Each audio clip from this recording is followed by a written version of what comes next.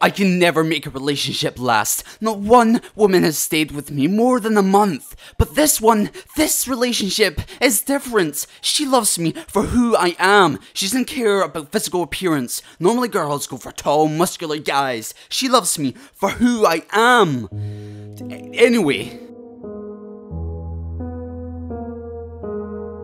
We're coming up on our 8-month anniversary.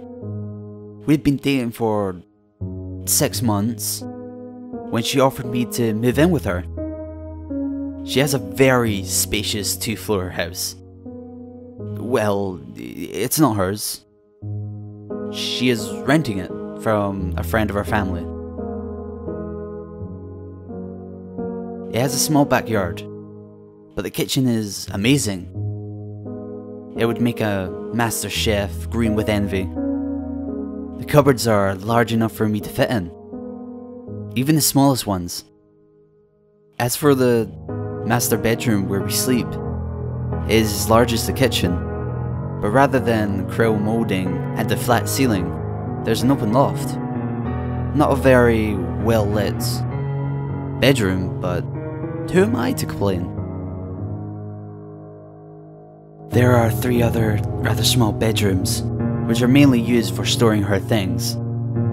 I had planned to tidy them up when I first moved in, but lately I haven't done much but add to the pile. She works as a hostess at a restaurant in town. It pays well enough, and I don't use very many resources around the house, so I don't work. I like to visit her when I can, though she rarely has time for me, and getting there is a challenge, seeing as I can't drive. Come to think of it, in our free time, we don't go out much. Oftentimes, she wants to stay in and watch a movie or browse the internet. I always comply. I don't want to embed on what she wants to do. I will often spend most of the movie looking at her, and I will forget what's happening on the screen. I always go to bed much later than her. If she's sleeping well, I'll climb into bed with her.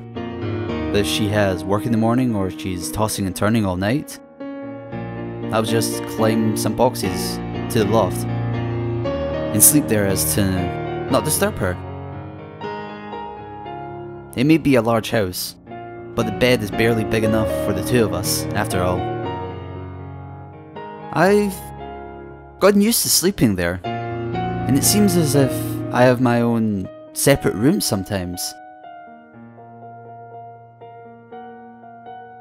We may be growing a little distant, but don't get me wrong, we're still very much in love. I'm very patient with her when she acts selfishly without realizing it.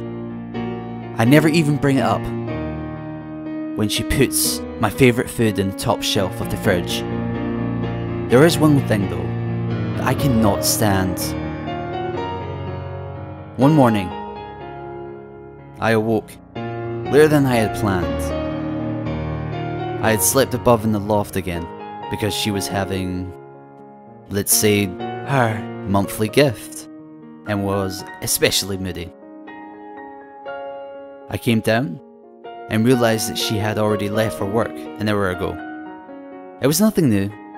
Normally I would browse the internet and wait for her to get back. I got down from the loft to get the laptop she leaves by her bed. I didn't see it there. I walked over to her desk and stood on my tiptoes. But it wasn't there either. I was infuriated. Maybe she left it on the kitchen counter again this morning. I stumbled down the stairs and made my way through the kitchen. I climbed into the back of the cupboard and grabbed a large pot to stand on. The laptop was gone. She took it to work with her. That bitch! What was I to do all day?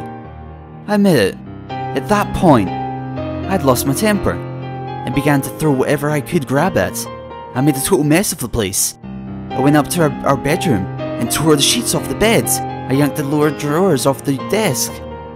I knew it was wrong of me to destroy her things, but I couldn't control myself. Did she not care at all?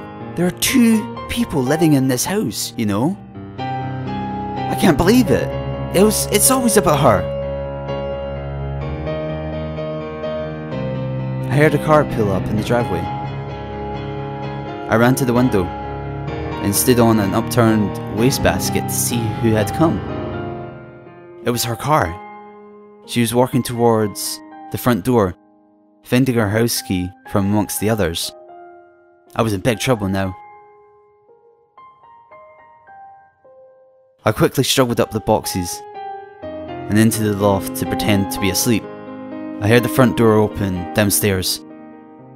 As soon as she entered, she let out a scream and ran frantically into our bedroom. She was hysterical. She locked the bedroom door and began to dial her phone. Hello, 911. I think I've been robbed. I don't know when. I came home just now and everything was destroyed. 315 Benton Road. Yes, please hurry. No, I live alone.